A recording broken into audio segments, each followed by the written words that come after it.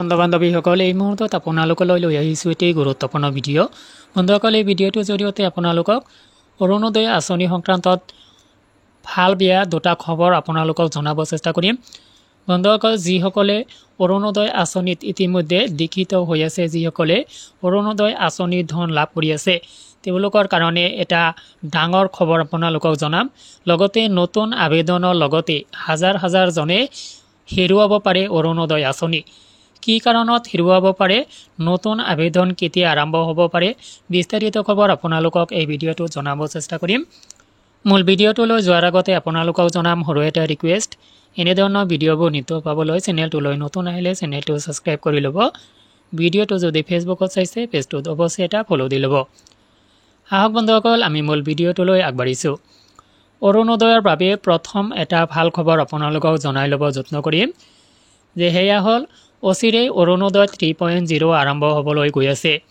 অসমৰ মুখ্যমন্ত্ৰী ডক্টৰ হিমন্ত বিশ্ব শৰ্মাই ঘোষণা কৰা অনুসৰি নিৰ্বাচনৰ পিছ মুহূৰ্তত অৰুণোদয় আঁচনিৰ আবেদন আৰম্ভ হ'ব। অৰুণোদয় 3.0ৰ আবেদন আৰম্ভ কৰা হ'ব। আৰু এতিয়ালৈকে যিসকল ব্যক্তিয়ে অৰুণোদয় আঁচনিত ইনক্লুড হোৱা নাই, তেওঁলোকক অৰুণোদয় 3.0ৰ জৰিয়তে সামৰি লোৱা হ'ব। আৰু এই ক্ষেত্ৰত যিসকলৰ ৰেচন কাৰ্ড আছে, ৰেচন কাৰ্ড থকা পৰিয়ালৰ যিকোনো এজন ব্যক্তিয়ে অৰুণোদয় আঁচনিত স্বতঃস্ফূৰ্তভাৱে ইনক্লুড হ'ব। তো ইয়াৰ উপৰিও বন্ধুসকল অৰুণোদয় আঁচনিৰ কাৰণে যিসকল ইলিজিবল, যিসকলৰ ৰেচন কাৰ্ড নাই, তেওঁলোকেও আবেদন কৰিব পাৰিব। আপুনি কেৱল অৰুণোদয় আঁচনিৰ যিখিনি অৰ্হতা আছে, অৰ্হতাখিনি আপুনি ফুলফিল কৰিব লাগিব। আৰু ফুলফিল কৰিব পাৰিলে আপুনি অৰুণোদয় আঁচনি 3.0 জৰিয়তে অৰুণোদয় আঁচনিত আপুনি অন্তৰ্ভুক্ত হ'ব। তো এইটো এটা ডাঙৰ খবৰ আপোনালোকক জনালোঁ, এটা ভাল খবৰ যে ইয়াৰ পিছতো যিকোনো মুহূৰ্তত অৰুণোদয় আঁচনিৰ ধন আপোনালোকৰ 3,000 টকালৈ বৃদ্ধি পাব পাৰে। ইও এটা ডাঙৰ খবৰ অৰুণোদয়ৰ হিতাধিকাৰীসকলৰ কাৰণে, যিসকল এতিয়ালৈকে অৰুণোদয় আঁচনিৰ হিতাধিকাৰী হিচাপে হৈ আছে আৰু যিসকল নতুনকৈ আবেদন কৰিব তেওঁলোকৰ কাৰণে এইটো এটা ডাঙৰ খবৰ। তো বন্ধুসকল শেষত আহক এটা ডাঙৰ খবৰ লৈ, যে সেই খবৰটো হ'ল যে হাজাৰ হাজাৰ হিতাধিকাৰীয়ে অৰুণোদয় আঁচনি হেৰুৱাব পাৰে। কি কাৰণত কেনেকৈ হেৰুৱাব পাৰে আপোনালোকক মই বুজাই দিবলৈ যত্ন কৰিছোঁ। যে আপুনি যদি অৰুণোদয় আঁচনিত প্ৰথমৰ পৰাই আছে, তেতিয়াহ'লে আপুনি অৱশ্যেই এই তথ্যখিনি অৱগত হয় বা আপুনি এই তথ্যখিনি জানে। যিসকলে মেইন অৰুণোদয় আঁচনিৰ প্ৰথম পৰ্যায়ত যিসকলে অৰুণোদয় আঁচনিত দীক্ষিত হৈছে বা অৰুণোদয় আঁচনিত ইনক্লুড হৈ আছে, তেওঁলোকে কিন্তু গম পায়।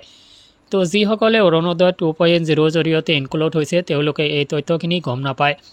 সেই তথ্যখিনি হ'ল যে অৰুণোদয় আঁচনিৰ মাজে মাজে ৰিভিউ হয়, হিতাধিকাৰীসকলক ৰিভিউ কৰা হয়। আৰু ৰিভিউৰ সময়ত অৰুণোদয় আঁচনিৰ হিতাধিকাৰীসকলক বহুতক অৰুণোদয় আঁচনিৰ পৰা বাদ দিয়া হয়। এই ৰিভিউৰ সময়ত যদি আপোনাৰ পৰিয়ালটো চলমান হৈছে বুলি ৰিপৰ্ট দিয়া হয়, বা আপুনি ৰিপৰ্টৰ সময়ত ভেৰিফিকেশ্যনৰ সময়ত যদি আপুনি ঘৰত নাথাকে, যিকোনো কাৰণতে আপুনি ভেৰিফাইড পৰা অনুপস্থিত থাকে, তেতিয়াহ'লে আপোনাৰ নামটো অৰুণোদয় আঁচনিৰ পৰা কৰ্তন হ'ব পাৰে। তো বন্ধুসকলে এই ডাঙৰ খবৰখিনি আপোনালোকক এই ভিডিঅ'টোৰ জৰিয়তে জনালোঁ। নিজে এলাৰ্ট হওক আৰু আনকো এলাৰ্ট কৰক। ভেৰিফাইৰ সময়ত আপুনি ভেৰিফাইড মুখামুখি হওক, ফেচ টু ফেচ হওক।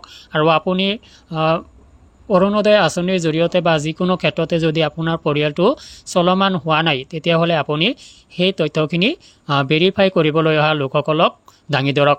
তো যাৰ কাৰণে আপোনাক এই ভিডিঅ'টোৰ জৰিয়তে এলাৰ্ট কৰিব বিচৰা হৈছে। আজিলৈ এৰিছোঁ, ধন্যবাদ।